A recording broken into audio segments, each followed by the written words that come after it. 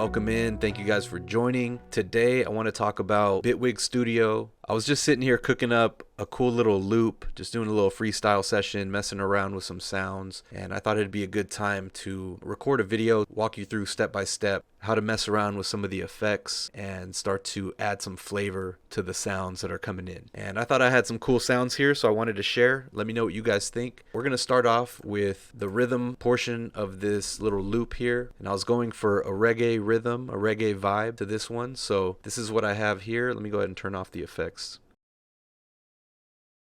Alright, so this is the raw sound, no effects, coming into Bitwig Studio.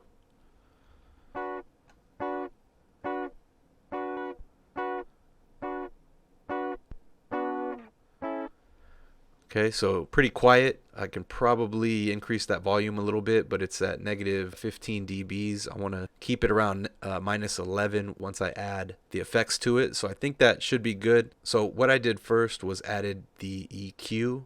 This is a 5-channel EQ, so let's hear a little bit before and after.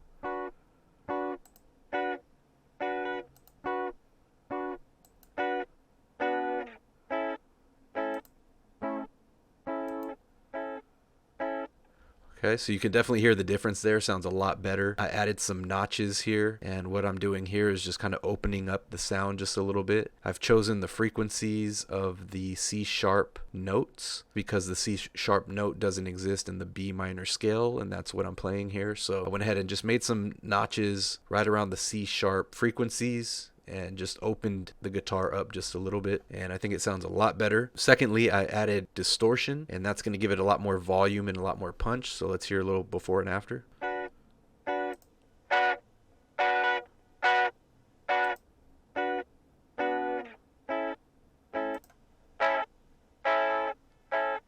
Alright, so you guys can hear the difference there. It starts to sound really crispy. And what I did there was I added the distortion, which you click on these little arrows and you can add effects here. You can search for distortion and click on that and it'll add it in right here for you. And it comes with some different presets. So if you click this folder here, you can access some of these different presets. I'll give you a sample of that right now actually. Let's see.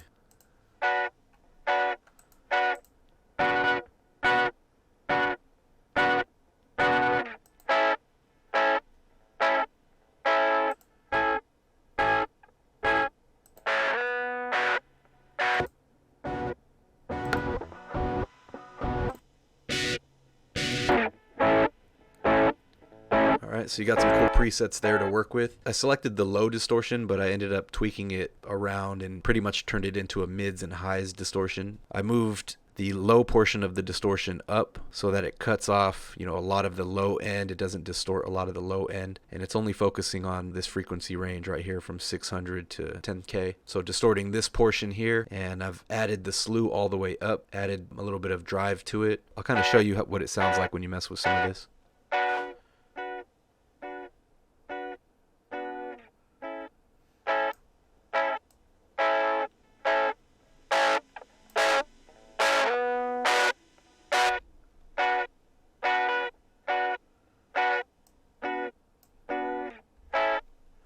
So you can kind of hear the differences there. I got it where I like it. I like how that sounds. Let's skip ahead to the reverb. So the reverb really transforms the sound. Let's take a listen.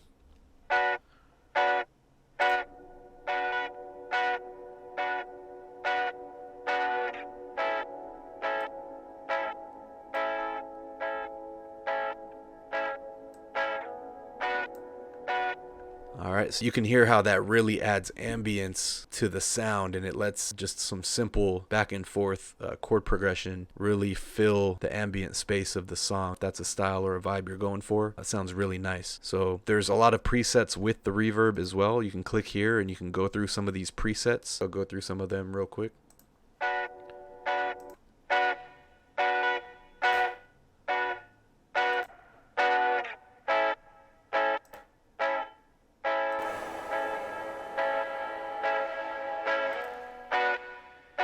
That one sounds good.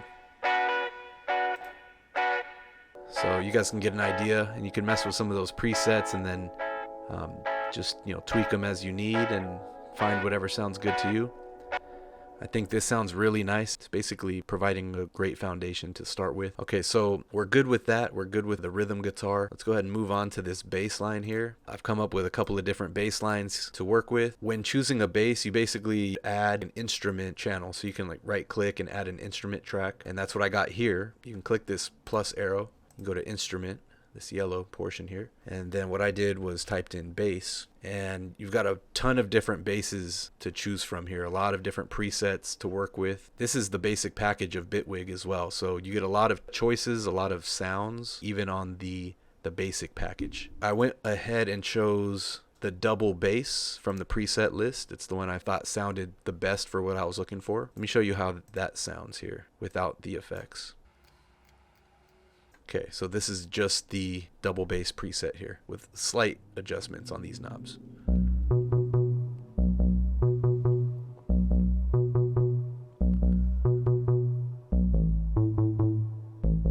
So I think that has a really rich bass sound to it. I really like the way that sounds. I thought that was a good foundation to work with, so I went with that. Then I started adding some effects on top of that, and I'll show you the end sound here. Starting with the EQ, so we'll do a little before and after.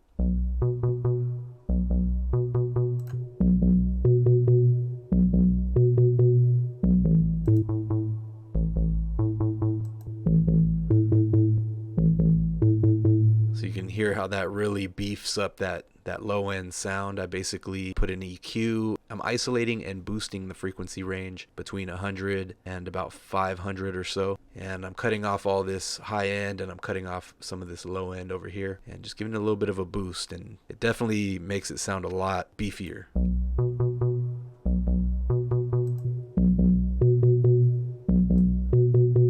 So a little really punchy, so that's a good start. I want it to be a little bit more punchy, so I added a compression here to it. I'm still learning about compression. I'm definitely not a compression expert, so maybe if you guys could give me some feedback, that would help me out. But I went ahead and chose a preset here. I messed with a couple of the knobs, give it a little bit more punch.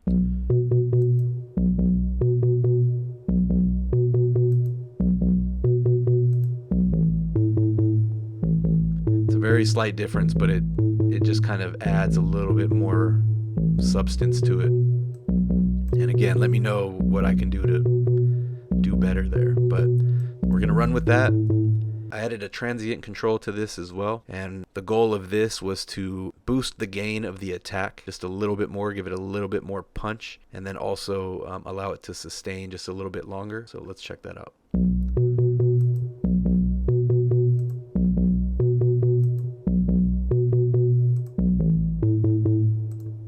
Again, really subtle difference, but I just slightly boosted the attack there, and then I added a little bit of time on the sustain, so just a slight change to the sound there. Then I went ahead and added a distortion. Let's hear the before and after.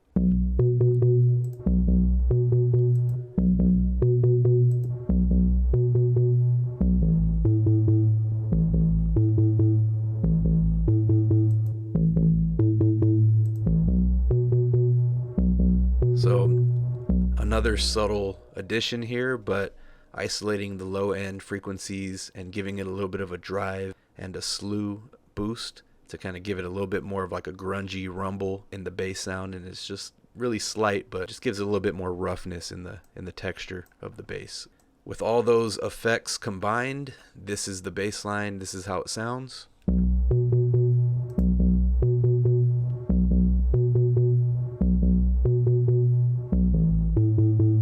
Alright, so we got the rhythm section up here. We have the bass. With those two combined, this is what it's sounding like.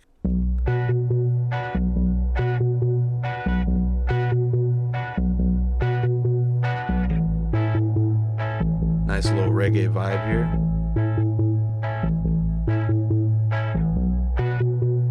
Alright, so with that, I was able to loop that and then just kind of freestyle over that in the key of B minor. That's what we have here with this audio. Go ahead and just solo that out. And we're going to start with this with no effects. Just the raw audio coming in. And this one was recorded a little bit quieter than I think I should have. But let's check it out here.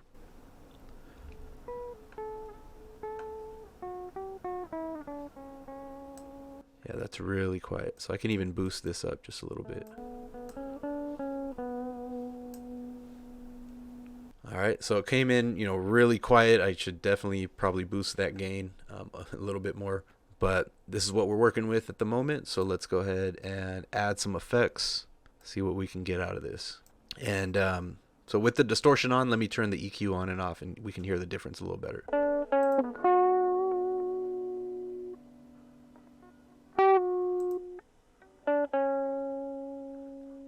All right, so I basically just cut out the low end portion of the guitar. I'm letting the bass handle all that low end. I've taken a couple of notches out of the C sharp minor note, which again in the B minor scale doesn't exist, so it just kind of opens up the guitar a little bit in the middle, gives it a little bit more space in the middle. So that's what we have there with the EQ and the distortion. We'll go ahead and add the chorus to that. All right, and that kind of widens it up, separates the frequency slightly, and just gives it a kind of a doubling sound a little bit. And then we're going to add the reverb on top of that.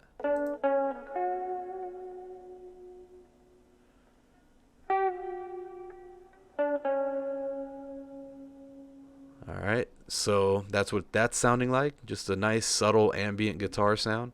So we put them all together, and this is what we get. Check it out. Let me know what you guys think.